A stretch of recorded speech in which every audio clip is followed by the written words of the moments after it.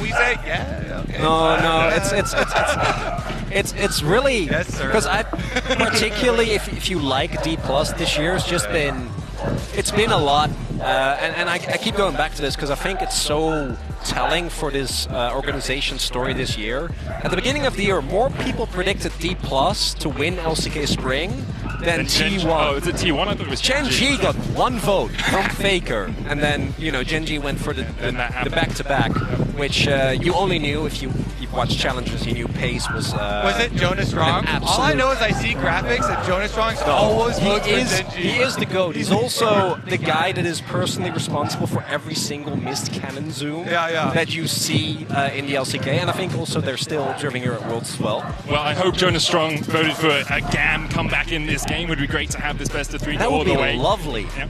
Well, I wouldn't mind it 2-0. As long as this game. For the games. In total, we can have tournament. 3 games. Exactly. Kaiser logged in for GAM. Rumble and Rel picked up by DK. It does mean the Wukong's still open because Kalista, Zaya, Maokai were banned by DK, and Caitlyn, Alistair, and Renata were banned by GAM. Kasante the lock, though, alongside the Nautilus for pallets down towards that bottom lane, and it might be Canyon's Lee Sin again as we continue to rattle through the draft. Yeah, we're going straight to it. GAM gonna go with the dive here, the instant combo, Nautilus point and click, Kaisa bottom lane down here. Meanwhile, Kana was one of the early Rumble abusers here, so I'm definitely scared for the likes of the top side from GAM. Now they're going to be the ones with that Kasante in their hands, a little bit of a reverse. I do want to give credit to the scouting on GAM here, though. Kalin, even though he hasn't had the best tournament, was, in my opinion, the best Renata in the LCK last year. Absolutely incredible in this champion. I also think, as was mentioned yesterday, Renata is a champion that really is somewhat underappreciated. If you know you're going for a Kaisa first pick, Kaisa Nautilus, obviously, classic combo, works really well with the guaranteed setup and the amount of plasma stacks you can generate. And playing Nautilus into Renata is a very, very unpleasant experience. Well, I want to see what they go with the Rel down and for that bottom lane. What they pick for Def. Do they go for a kill lane to go right into it? I'm one that's looking for high Nautilus death counts for my pick'em, so yeah, me too. I'm on the same. Great. I want to see a kill lane bottom lane.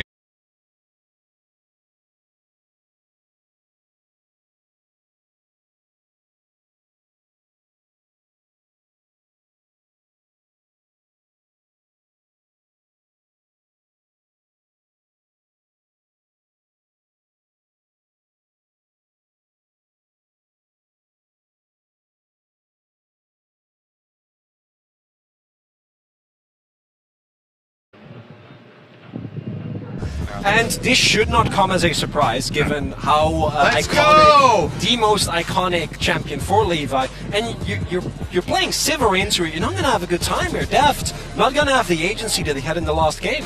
Elimination game for GAM at Worlds 2023, and they go back to the Nocturne to Levi. The question is, full super leash him again. Get that level 6 real early for the Nocturne. Leash multiple games for him. They throw down the Akali here. Kati with some big confidence there. Also gives you great assassination potential. You already have the dive coming out from the Kai'Sa and the Nautilus, it's Nocturne in fact. Alongside that, the Akali to get onto that backline. Deft is not going to have a good time. No, and I think that this was very telegraphed already, and that's why I would have liked Anila, because if you jump on Anila, she's like, hey, don't really mind that. We've also seen that some players in the LCK have been very successful with the pick. We've seen it hovered a lot at Worlds here, but haven't really seen it pop off.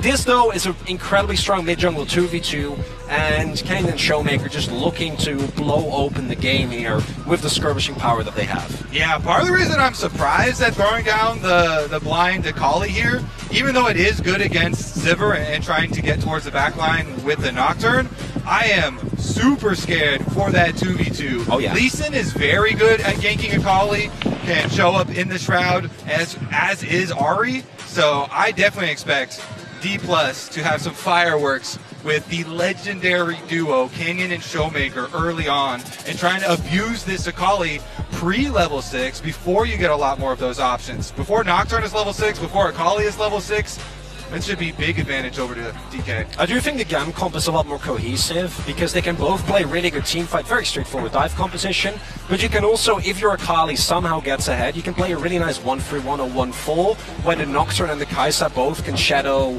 the side lanes, and it becomes really hard for D+ to consistently find an individual target or try and get push in any lane.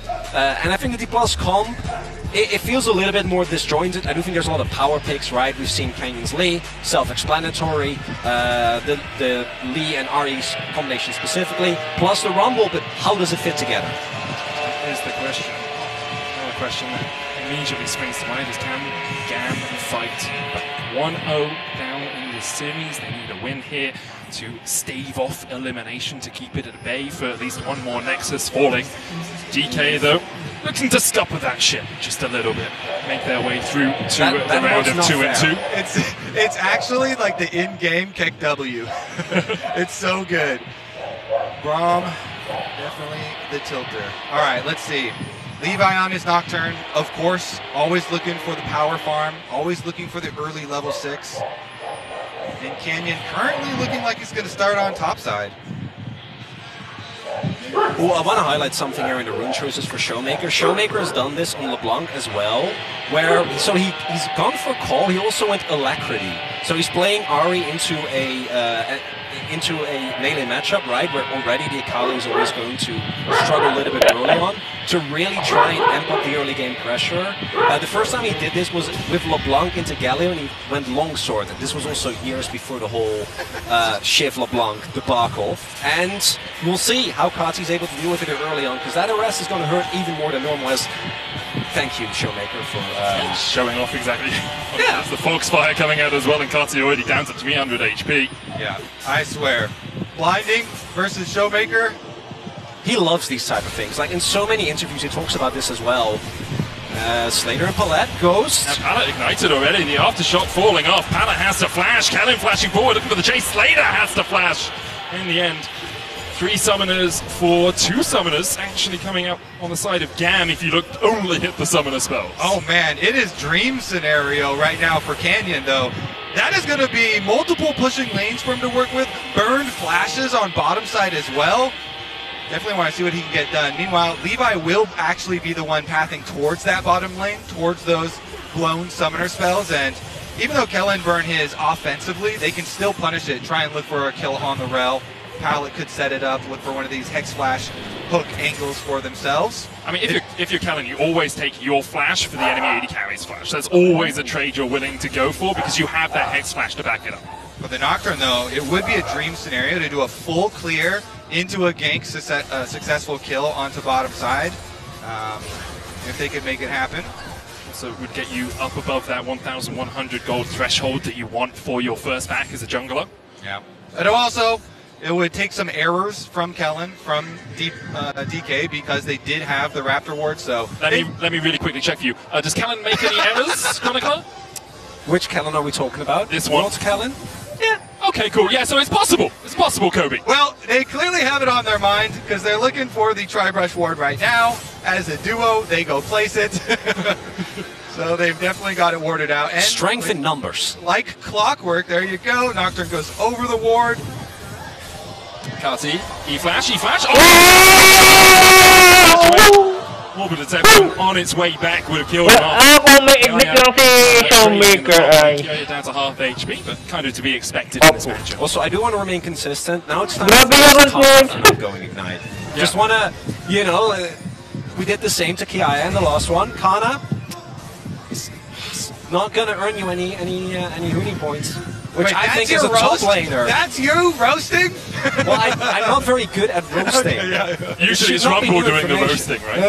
Hey. Someone had to do it. Yeah. All right, Kati's back. He's here for round 2. Both the summoners burn. Showmaker has the push in the mid lane though, so he can TP back if the wave's already pushed into his tower, or can just try and wander his way back down that mid lane. Kiaya trading hit. If Kana had Ignite, he maybe would kill Kiaya. Thank you. Say very sure. glad you're on board. Yeah. It's important. as Levi. Even though it's Nocturne, I always like it if you at least try to threaten. Right, this is where you go, right? Flamesplitter already down, the scrap shield used as well, so Kana doesn't have that movement speed. The flash away gets him to safety. Levi is on a ward and was spotted along the entirety of this pump. And I like this gank here because Kana, one of his biggest pieces of criticism is that he has been very susceptible to exactly these type of ganks. At least for Kana, though, he gets his wave in and doesn't get stuck there. That would have been really, really painful if Kiai was able to hold that wave. And then they had the traded flashes and his jungle was topside because Canyon right now is towards the bottom side of the map. And he is going to sneak away the dragon. You can just Lee Sin Q onto the dragon, avoid the Scuttle Crab, as can Hex Flash avoid that Scuttle Crab vision. So D+ in payment for a Nocturne gank on top side that only resulted in both top laners blowing their flashes, they will get objective number 1 for the game. I think that is a pretty good... You take that trade all days of the week if you're D+ Kia. All the sun was burnt in the top lane, but Kana able to survive. Levi having to show his face means that first objective once again goes over to DK. In game number 1, it was a 17-minute soul point to 24-minute soul, if I recall correctly. 23:17, in fact, is what I've scribbled down. Can't quite read my handwriting most of the time. That's very in character. Also, we're setting up for another Cloud Soul, which I think is really cool. I predicted Hex Soul, and it is actually quite high, like more Hex Drakes taken than anything else, so I'm hoping we get a Hex Soul this game. Cloud Soul would be keeping. Maybe that's what it is. Maybe it's the comfort not only of being in your home stadium, but also being on your home map a lot of the time for DK. Soul Shroud coming out from Levi as he manages to escape the gank. Does have to burn his flash. He's looking for this Scuttle Crab, but DK the first to react. Kalin specifically means that D+ Kia will be able to take that Scuttle Crab. And Flash is like a huge summer spell for Nocturne because you can early flash to keep people in your fear tether range. So no flash available for Levi's first Nocturne ultimate once he does get to level 6. We'll see if GAM can still pull off that first kill on that big power spike of the Nocturne hitting level 6 even without the flash, but certainly will make it more difficult. And we're also seeing here in this mid lane the benefit of Showmaker's early itemization and rune choice, that you're always expected to fall behind here. And I don't think this is necessarily due to Kati not respecting or not being able to play the lane out, but we do see that Showmaker already has built up a lead, and that's even disregarding the extra amount of gold that he's already picked up and will get by the time that his call is finished. Levi, though, is about to hit 6 off of this Grump, just barely doesn't get it off of the blue buff. Is on a ward though, so they are very aware of where this Nocturne might look to strike next. And the first ultimate, as we always say, is a big one. Always the most important for the Nocturne, at least one of them, as you say. I will give a lot of credit to D+ Kia. The tracking of Levi has been impeccable. They love these wards up near the blue buff. And I saw it in game 1 as well. And it just makes it so hard for the Nocturne to really have an impact. We've actually seen Canyon relatively mute in this game because he hasn't needed to be doing anything. He managed to get the first objective in terms of the Chem Drake, and he's always just been tracking Levi. He's been in the wings in case things happen, but he hasn't had to have to take action. And by not showing, it makes it a lot harder for GAM to play around it. You can see DK's bot lane already moving up. Slater's still down in that bottom lane as well. No flash on Kana as Kati finds the flank, the equalizer down. But already it looks like Kana will be the now Pallet continues to trade. Showmaker dashing in with the Spirit Rush. Kati dashing out towards the top side, but Kia is now caught in the midst of 3 members of D+ Kia, and he'll fall. 1-1 so far in the trade. Will Kati get out, or will Showmaker find him? Oh. Kobe crying next to me for some reason, QQing. Showmaker doesn't follow suit. And even though the initial setup of that play is great from GAM, they seem to be caught apart by the fact that D+ is rotating both bot laners up. So even though they are able to get Kana, and if he had Ignite, he would have gotten that kill, just putting it out there, he still does so much damage with the equalizer that by the time that Deft and Kellen show up, DK have an easy fight ahead of them. Yeah, D+ pretty happy because even with First Blood bonus, I mean, Rift Herald is 300 gold plus the probable 2 turret plates you're going to get for it. Here's another look at it. They do focus on Kana. He does a lot of damage to Kati, but as you know, Kati's going to escape anyways, and here's the collapse. Yeah, I wanted the Ignite on Kati there, but I don't find it But then, as mentioned, with so many people going deep on Kana, which I do think is a great way to start off the skirmish, they don't have Kai'Sa there. And level 1, Killer Instinct really isn't that far, need to be quite close. So as a result, D+ are early on the rotation, pick up a counter kill as well as the Herald. And Slater wasn't like able to push in and get a turret plate or anything on bottom side either. So just a couple of minions there. Meanwhile, Sivir in her home, the happy place, mid lane. Easy perma farm for Deft. While he has Kellen setting up vision towards the dragon, towards the bottom half. Just answering the wave here, but has nowhere near the shove of Sivir ricocheting her way through those minions. A 700 gold lead for D+ clear early on here. 10 minutes in, they have that Rift Hold as well. As you so rightly mentioned, Kobe, sitting on Canyon. Where will he try and invest that gold? Can try and put it into Kana just to make sure he gets towards that first item spike a little bit quicker. Could also use it with Death because you know you're always going to have the push in the mid lane. Makes it relatively easy to confirm the fact that Rift Herald will get the charge through. Yeah, I always love using on mid lane, regardless if even Deft is there. Sure. Try and get that one down, but Dragon is up right now. Kanji's going to E backwards, and they're going to continue burning this one down. Kana looking for a Rumble ult. Rift Herald used in the mid lane. Pallet looks for the Hex Splash hook, can't quite land it. Equalizer down on Pallet, and he is sitting, and his world is on fire as the ground burns beneath his feet. An immediate engage by Kellen as well as Kanji tries to dodge away Kiaya, trading in, but there's no one to follow up with any damage of any sort for GAM. Kana chased off towards the bottom side, but it's GAM who are doing the retreating, and it's Showmaker who will not stop chasing forward. Slater forced away under the tower, and D+ here just wipe away the fight. That is exceptional coordination from DK. You wouldn't know that they're the ones that got Nocturne ultimate. They're the ones with the better coordination. Even with the lights turned out, they immediately collapse onto Pallet. Rumble ultimate goes down from Kana really early, and the follow-up is instant. Everybody groups up there, they jump on him, they get their kill. Kellen with the two-tiered engage. Massive stuff here. He's able to get 2 more with his Rel ultimate. Yeah, that Kana equalizer was blind and still better than a lot of the mid-lane He's a top laner, man. equalizers that we've seen. Obviously, this is always high value because also it locks Slater in, right? So some credit there, but then this engage and the coordination of D+ is really hard to match. And I think that for GAM, with a composition like this, your coordination is so incredibly important because you need to make sure that whoever Nocturne jumps on, the rest of the team is following. Because if you end up playing front to back like we see there, where like Kellen's engaging, Deft standing behind like 2 to 3 people, you're just never going to be able to win. And now it feels like, particularly with a composition like the one the GAM have, they have no range. They have really good single target damage, but that's about it. And if you start falling behind, with a composition like this, finding your way back into the game is incredibly hard. I love it. I mean, we always, get listened in on comms where teams are playing against a Nocturne, and usually the comms are like, I can't see! Everyone just shouting that. But DK, they stick to the plan, immediately take down 1, and then follow it up for 2 more for another game where, honestly, this is looking like steamroll towards the next stage for DK here.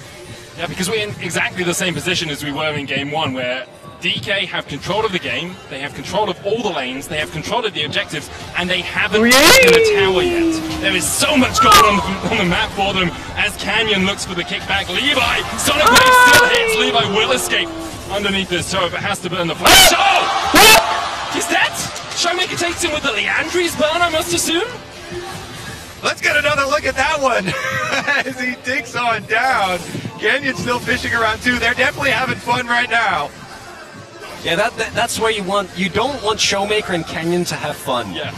Generally, for any opponent of D+ has been for the last couple of years, a really bad place to be. And that's what GAM unfortunately is on the receiving end of. And I feel like the previous game they were able to hold on a little bit more as Deft.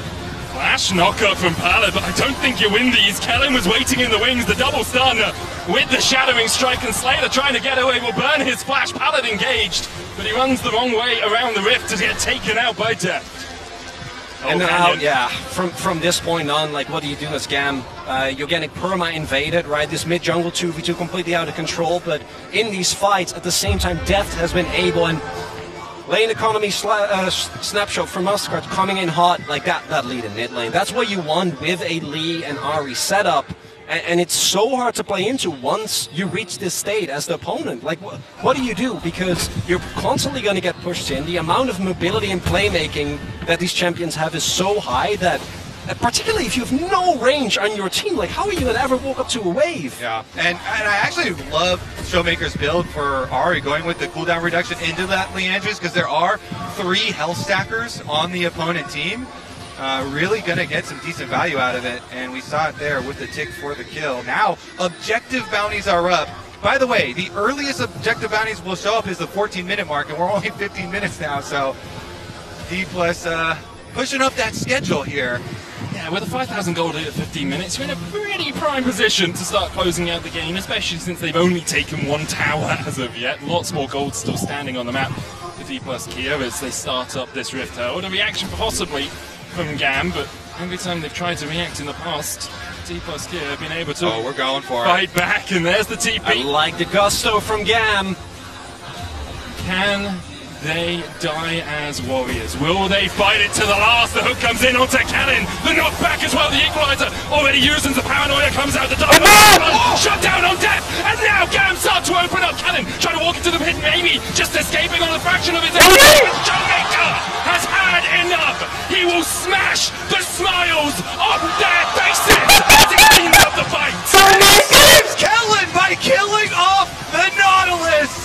Huge Showmaker with the quadra kill! And then to top it off, he flexes the deft emote, the alpaca with the thumbs up, and credit to GAM. Right there, you see the power of a dive composition. You see the struggles that Sivir is going to face when playing into a comp like this, but the wallets for that Ahri just too heavy. Oh man, here's another look at it. Kiaya, man. It started out pretty big. You're right, Kiaya got the big grouping there, but it wasn't enough. Look at Showmaker with the extra charges off his Ahri ultimate, finishing off both. Then he comes over, finishes it up here with the Q pullback onto Nautilus.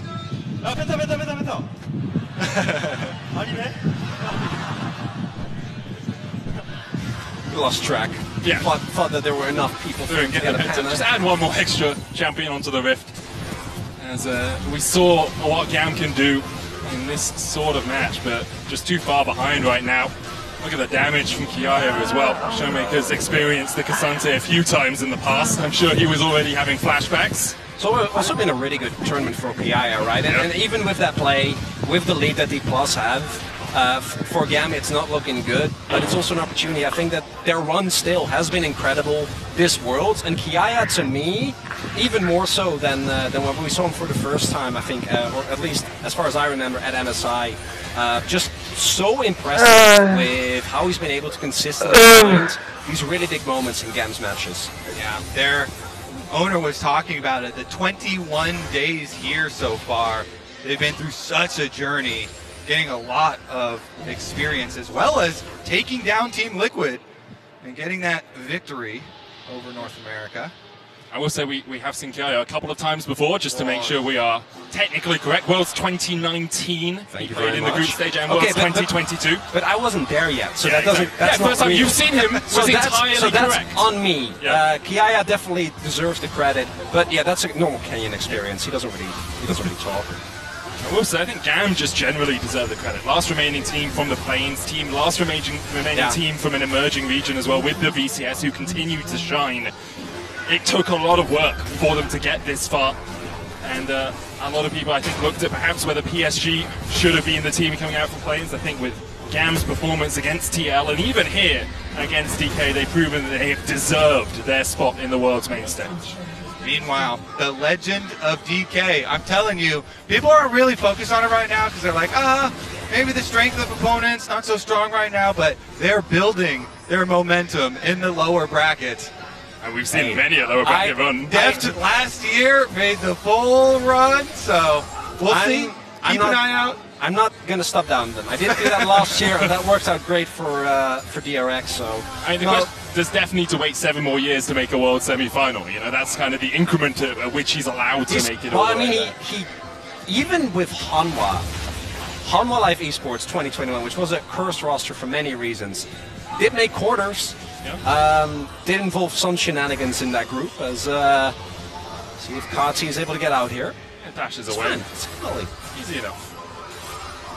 For DK though, probably just waiting on the next dragon. You can control all the lanes, you can push them in, but if you get the Infernal Soul, the Baron obviously up in 20 seconds as well if they do want to fight around that, denying vision of this top side. Makes a bit more sense to fight for the thing that's 20 seconds away than the thing that's 2 minutes away. I'll blame that little mind lapse on jet lag.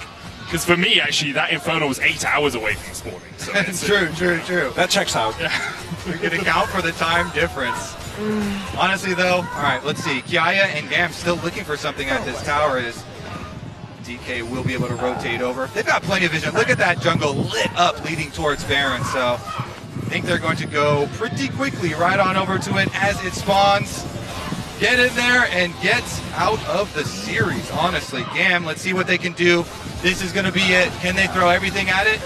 I mean, we've already seen how good their dive comp can be, and they do have a 6th man here in the form of that Baron. Takes Canyon down a little bit. Kellen looking for the engage on Pala, who immediately flashes away, and now Kellen's in the midst of the team as the Paranoia is being popped by GAM, but they can't find anyone to dive in on. Vision not really there for them in DK's jungle. And someone, D plus Kia, a great job of grouping up, so if the Nocturne had dived in, it would be very much a one-way trip.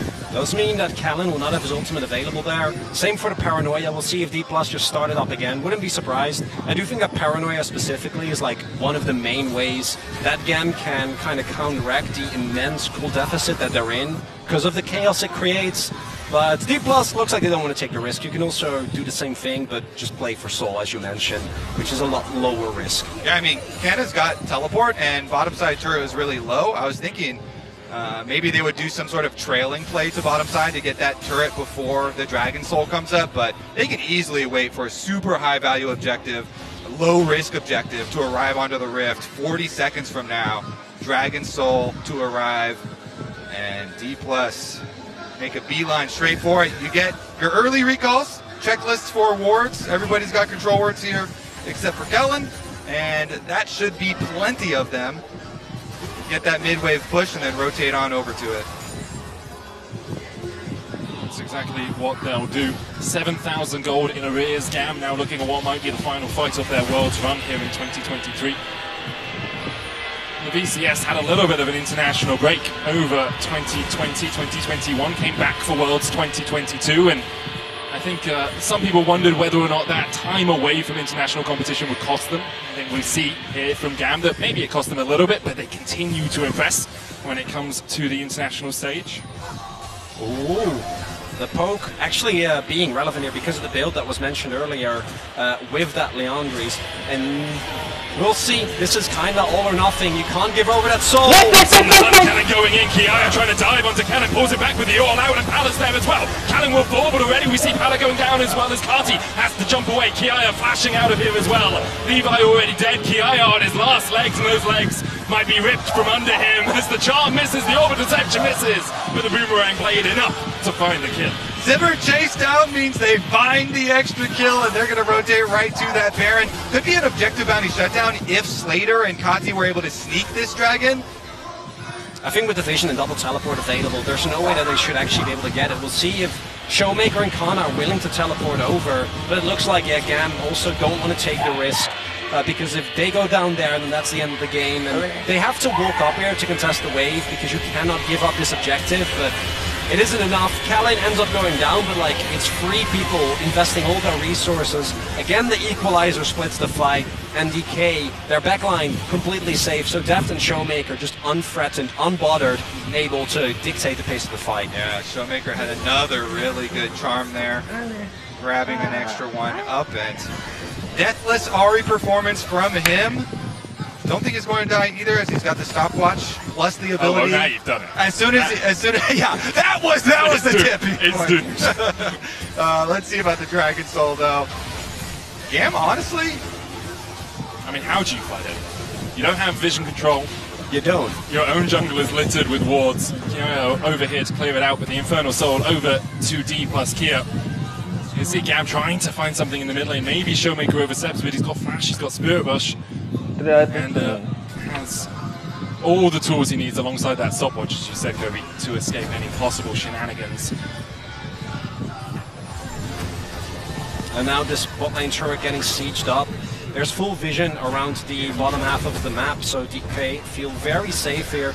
Is a TP ward available here? We'll see if Garrett's got it. There we go. Gavin going in with the Magnus Storm. Ki already down to half HP, can't even go all out, not even just this once, as a double kill already happens. Kati trying to cut the wave, but the TP comes out as well, as DK will stop him from doing so. Kana going to chase him away. Kati will be able to escape, but for how much longer can he escape the clutches of DK? The Nexus awaits for them if they so desire, but the Red Bull Baron power play might be adding an extra plus 50 at the end of it. Still a minute left before that Baron expires. All right, Kana's coming down too to finish the job. Everybody wants in on the picture. 10 seconds left on Kiaya.